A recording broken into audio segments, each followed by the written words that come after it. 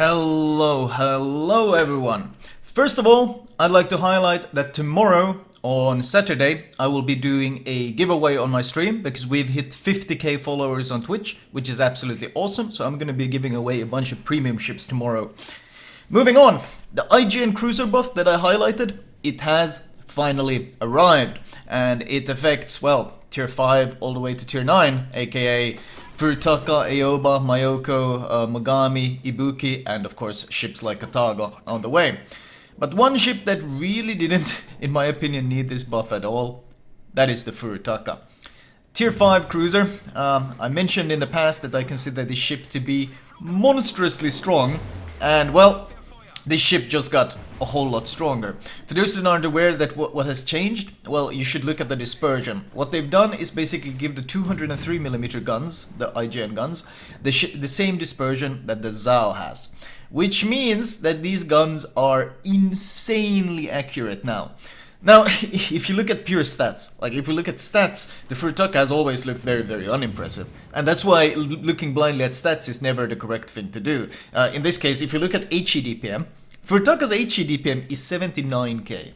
That is the worst out of all tier 5 cruisers. The Emil Bertin, Murmansk, Omaha, Krasny Krim, Königsberg, all of these have better HE DPM. They have like over 100k. You're sitting at 79k, so you're by far the worst. The AP DPM is also monumentally bad. The AP DPM, if calculated, is only 113,000. In comparison, the Königsberg has an AP DPM of 281,000. Even the Emerald has an AP DPM of 144,000, and that's considered a pretty bad ship. Omaha, yeah, we're sitting at almost at 200k AP DPM, even more. So, sitting at 113k AP DPM should obviously mean that this ship is really, really bad, right? It's got like the worst damage in the entire game, right? Well, not really, no, because these guns are 203mm. Which means that they pretty much overmatch everything you throw them at this tier. No one can tank these guns. The other cruisers, they have no chance of tanking these guns. These guns are monstrous. And now with the improved dispersion, I mean, look at this. With the improved dispersion, you're you're shooting fish in a barrel with these guns now. If you know how to aim, like if you're comfortable with your aim, then the Furutaka has become an incredibly satisfying ship. The other thing that makes the Furutaka so stupidly powerful is probably something you're seeing right now. If I was any other cruiser in this position, I would have to stop shooting, get undetected, turn around and flee. And that's because you cannot tank anything in the other tier 5 cruisers. They are all made of paper. They are so squishy. Whereas in comparison, I was sitting here against 3 battleships in front of my nose, and I was just happily tanking them while I was taking pot shots at the cruisers. And the reason for this is because the armor scheme on the Furutaka has always been, well, ever since the buffs, it's always been insane. It's the only tier 5 cruiser that is an effective tank, and it is stupidly powerful. The nose is only 13mm. I mean, some other cruisers have 10mm, but in general 13mm doesn't sound that much. But the difference is that the nose is actually very small on the Furutaka because of the way the ship is designed. Only the part in front of the forward turret counts as nose. That's the only part. In comparison, pretty much half the Omaha is pure nose or pure bow armor, which is that thin 10mm armor that everything can overmatch. So you actually have the thin part of your armor is actually very small, and the rest of your ship is tanky as hell. Your upper belt armor, aka the part above your citadel, basically your broadside, is 25mm. Other ships get 25mm armor at tier 8. That's when other cruisers get it. Like that's a staple armor at tier 8, getting that 25mm upper belt armor, so you can bounce some battleship AP. No, Furutaka has it at tier 5. Even more insane is the deck armor. The deck armor on the Furutaka, covering from all the way from in front of the front turret all the way to the back turret, the deck armor is 48mm. 48! The Moskva and the Stalingrad are considered tanky ships at tier 10. because they have 50 millimeters of deck armor. The Furutaka at tier 5, I make a misplay here by the way, I thought I could turn in sharper than I did, and I got heavily punished here. I could have even gotten killed there. I think that was me being greedy, wanting the torps off, and I lost a good chunk of health. I did get the torps off, and of course the torps on the Furutaka are also amazing. 10 kilometer range, hard hitting, quite fast, insanely powerful. So you are capable of pulling off these YOLO moves with this ship as well. So speaking of the armor though, 48 millimeter deck armor, which means that, well, you can pretty much, no battleship you can face can overmatch that. They have no chance. So as long as you remain angled in this ship, it's always been stupidly tanky. But now when they improved the dispersion as well, look at these 203mm guns. I mean, citadeling battleships? And you do this easily, keep in mind. You can citadel... I played the ship in ranked before the buff, and I had no issues citadeling the likes of Julio Cesar, October Revolution. These were very common battleships, like these ships you considered overpowered. I had no issues citadeling them, and it was hilarious. And now they've given it that dispersion buff, and the difference is that in the past the guns were at least slightly unreliable, in the sense that you couldn't just shoot one volley and expect to get a kill. Now you can. If your aim is on point, the dispersion is so crisp, so precise, that you just citadel things left, right and center. And because of the armor scheme that this ship has, it doesn't really matter. I mean, no one can really deal with you if you're angled. Yes, they can try to arm at your nose, but even then, if they arm at your nose, the front part of your citadel is 105 millimeters. Which means that, well, in comparison, like many of the other cruisers, they don't even have any armor there. They have like this thin layer of overmatchable armor, and some of the more tanky ones got something like 37mm. You're sitting at 105, so even if someone manages to pinpoint hit your nose and get that match, they still have to have enough penetration and make sure that your nose isn't too angled that they can pin that 105mm layer behind it. So cruisers that normally overmatch each other, for example, will not have such an easy time citadeling you through the nose. The weakness it has is bad AA, but I mean, tier 4, tier 5, it's only a problem when people start manual dropping you, when you get up tiered, and everyone kind of struggles with being up tiered regardless. The other great weakness of the ship is the range. 13.9 kilometer range is very troublesome when you face higher tiers, but at these same tiers, even against tier 6, I mean, you can even do well against tier 7s, but because of your tankiness, as I mentioned, your armor is so good. You got the armor of a tier 9 cruiser, you got the armor of a tier 8 cruiser maybe, and now you got the gun power, the pure accuracy and raw firepower that, well, the reload is garbage, but if you do land those shells, it is so scary. Like, you might look at this game and you go, well, Flamu, you had a pretty sick game. You made your point here, like, but you're down to 8,000 health on your Furutaka. You killed 4 people, 96k damage. Yeah, I think this game is over. Good effort though, and good showing. Like, this is a good tier 5 game, absolutely. But the thing is, the Furutaka is not so easy to kill, and in this case, I think my nose is saturated and my superstructure is looking pretty saturated. So obviously, we're gonna take some reduced damage there, and this is not an easy ship to kill. Switching to HE, I did mention that yes, the HE DPM is the lowest of the pack, and that is absolutely true. But on the other hand, your fire chance is the best per shell. You got 17% fire chance if you add things like flags and stuff, and well, if you add even demo expert, then you can bump it up to 21% fire chance. And the difference is having 21% fire chance at this low tier is actually pretty terrifying because, well, battleship hulls have resistance to fire. And the higher tier the ship is, the better their fire resistance. For example, 10% fire chance while shooting a tier 10 ship is actually only about the 5% fire chance, because the hull reduces it by 50%. At these low tiers though, they don't have that reduction.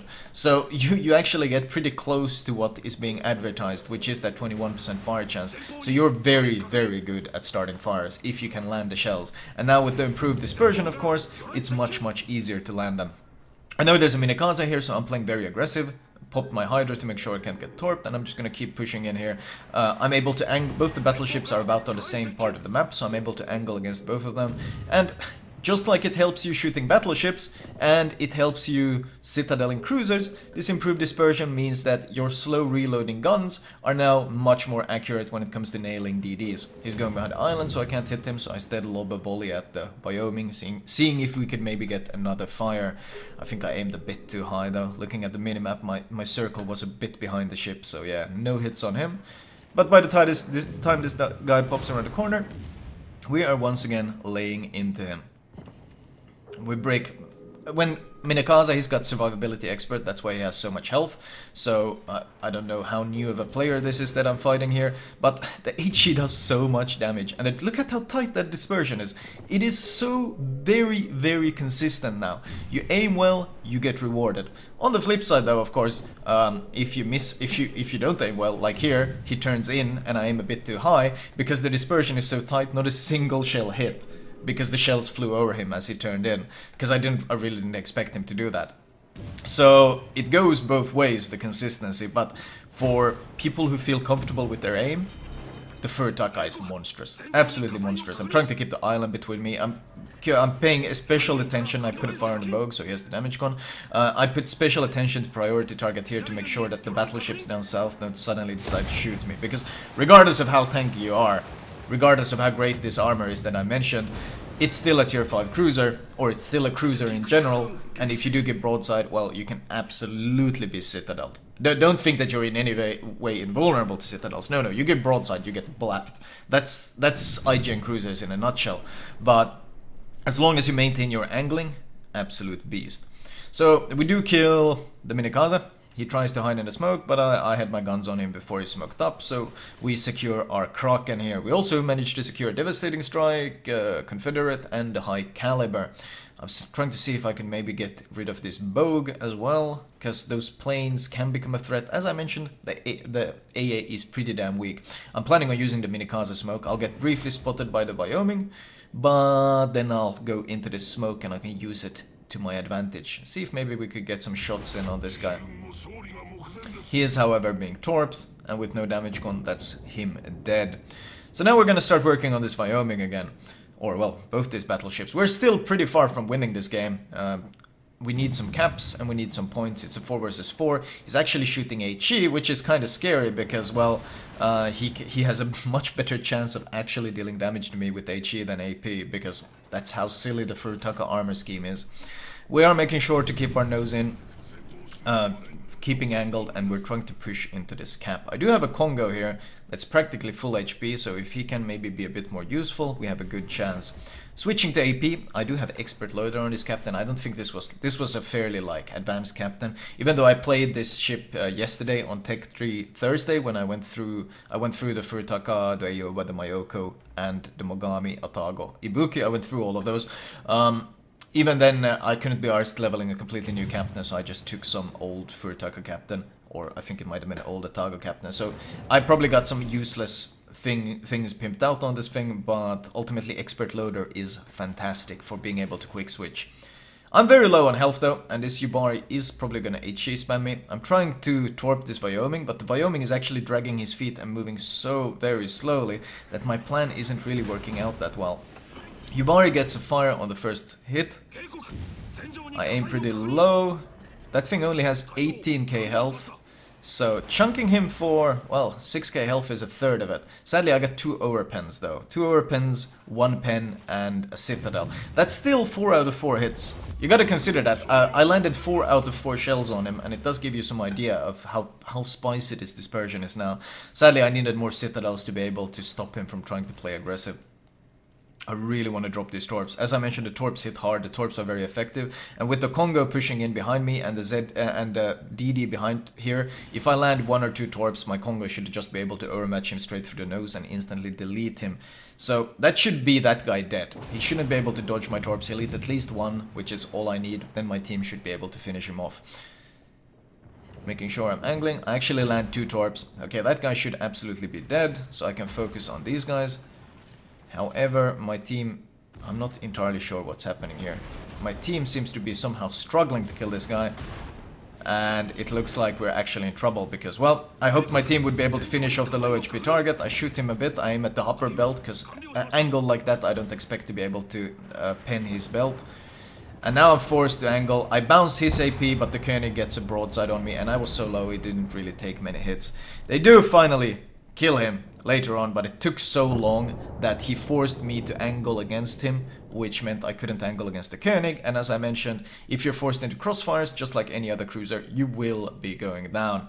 So, unfortunate ending. I'm a bit surprised my team struggled so hard to kill him, because I thought it was a very, very easy kill. Still though, it does turn out to be our win, of course, because, well, we secured the caps and they have no health left and they're all hiding down south. So the time runs out and we win on points. 166,000 damage in a tier 5 cruiser. Confederate, Devastating, High Caliber and Kraken. 6 torpedo hits, only 4 planes shut down, not surprising, but 9 citadels. And, well, 1 on the battleship, but mostly just sniping cruisers. And that's something the Furutaka is so good at now. Team score wise, 2.6k base XP. The carry was very much real. And I expect, if there's ever another ranked sprint, I think the Furutaka is going to be even more popular. I already called it probably the best tier 5 cruiser in the game because it's the only one that can actually tank, but now it's also the best sniper at deleting other ships. In the past, maybe I would have given the best sniper role to something like maybe Kirov or Königsberg. These are very good at sniping and so forth, but even with the Furutaka's limited range, the new improved dispersion means that, well, you make the mistake of giving this thing any sort of shot and you're gonna pay for it big time. Detailed report wise, potential damage 1.1 million, which is pretty damn hilarious, and just mostly raw AP damage. 51k torpedo damage, 23k HE, but 79,000 of raw AP damage, and that is not surprising because that is what you want to be using. You're like a pocket Yamato against other cruisers at this tier, because everything you shoot you're a match, and that's very brutal. And looking at the damage we take, if we look at the damage we've actually taken this game, you see the Wyoming, 7 shells. The only damage he got was a few overpens because I angled against everything else. Yubari struggled to get any penetrations because, once again, that deck armor, 48mm, it just shatters all that. It shatters all that HE. In fact, the biggest loss of health we got was our misplay against the Koenig. Yeah, I want to put that into perspective. The most health we lost, that 20k chunk, was because we gave too much broadside to the Koenig because I hadn't played the ship in a while, so I overestimated my turning circle and I got pummeled giving him broadside. If I hadn't made that mistake, I would have been significantly more healthier here towards the end and I might have been able to carry even harder.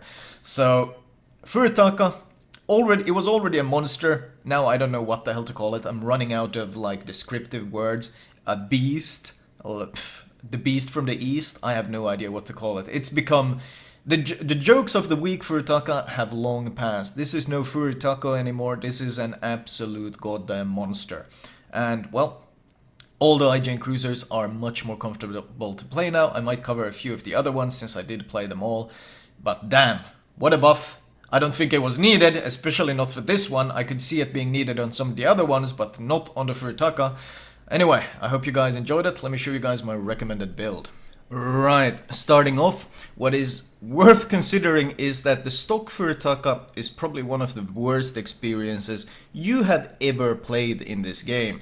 To put it into perspective, the first thing you really want to get is the gun upgrade. The default guns, not only do they lack all the same penetration characteristics, they also have a shockingly terrible reload of 22 seconds. So upgrading from the 200mm guns to 203mm guns, that should be your number one. Simply, you get raw AP damage, you get huge reload buff. It's a straightforward upgrade in that case. After that, I would probably get the B hull, simply because the A hull is lacking in so many different ways that upgrading to the B hull ASAP should be your priority. Once you have the B hull, I would get the range upgrade, because the default range of 12.6 is extremely anemic, especially when you get up tiered, which does happen quite often at tier 5. So guns, hull, range, C hull. Once you have the sea hull, you get those awesome double turrets, which is what basically makes the Furutaka so incredibly powerful. The difference in power between the stock Furutaka and the upgraded Furutaka is probably one of the biggest in all of World of Warships when it comes to stock versus upgraded. It's night and day difference. So get the sea hull, and then once you have the sea hull, then you can upgrade the torpedoes. It is a very nice upgrade because you get that 10-kilometer range instead of the default 6-kilometer range. It is a lot to upgrade though, but once you have the fully upgraded Furutaka, you basically have a beast at tier 5. So for the experience alone, I would say it is worth it to get it all. Consumable wise, priority number 1 should be damage control.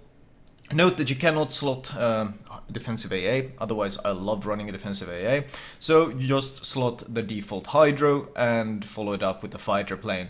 They kind of serve similar roles. Hydro is close range spotting for torps and smoked up ships, whereas fighter plane is a bit longer range spotting, seeing ships behind islands and such things. Upgrade wise, turret and torpedo tube survival. Rudder shift survival, because your rudder can get knocked out. It does happen a fair bit to IJN cruisers. They are not quite as vulnerable as French cruisers, but it does happen. So this is the best one in this slot. And normally, if you could slot defensive AA, I would slot AA guns mod. But because you cannot, and we won't be using it, then just improve your guns even further, because they are so stupidly powerful. There is no reason not to be running it. And captain perks wise, well, this is some meme captain that I'm running here. This is not my Furutaka. I think this for the sake of, I just slapped it on this for the sake of this. So I wouldn't recommend all these things here. For example, AFT is completely wasted since we don't have defensive AA. I think this is some higher tier captain, but I can use it to demonstrate my build order, which would be priority target. And I think the turret traverse on the ship is actually quite sluggish. Yeah, it's 30 seconds. You can get away with it though. You can go for Adrenaline Rush, Fire Chance, and Concealment Expert. Once you have those basic 10 points, after that you can start investing into things like Expert Marksman, because you will want Expert Marksman when you reach especially tier 7, the Mayoko, which has a very slow turret traverse. So that's when you want to start investing in those things. Also, if you can afford the points, getting Expert Loader is very much worth it, because being able to quick switch between AP and HE on IJN cruisers is very important, because both are powerful, but more importantly, the IJN cruisers have a notoriously long reload, so being able to cut it in half is very effective. At that point, honestly, there's not too many points you can invest in at low tier. Things like I think this might be some Otago specialized captain from Ranked or something, because Last Stand is something you very much like running on Last Stand, on Otago in old competitive gameplay. But this is more niche and honestly not that important. Flag wise, at low tier, well, healing flag is obviously wasted because we don't have a heal. I would say fire chance is nice, but it's not as beneficial on ships like the Furutaka, because the base fire chance is so high that the benefit you gain is honestly pretty small. You want to run fire flags on ships that have very rapid reload and generally fairly low fire chance, because then the percentage benefit is much larger. If you have this slow reload with already huge fire chance, the benefit you gain from increasing it by 1% isn't really that large. So maybe speed and detonation, reduction in fire, because low tier ships love shooting HE at everything. Other than that, just go full economic flags, XP credits, help make your grind easier.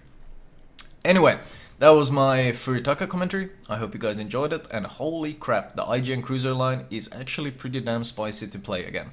I'll talk to you guys later, and oh, I should mention, before I leave, I am a reminder, tomorrow on Saturday I will be doing my 50k Twitch followers giveaway. I'll be giving away a bunch of premium ships, which should be pretty cool. Anyway, I'll talk to you guys later. Have a great one.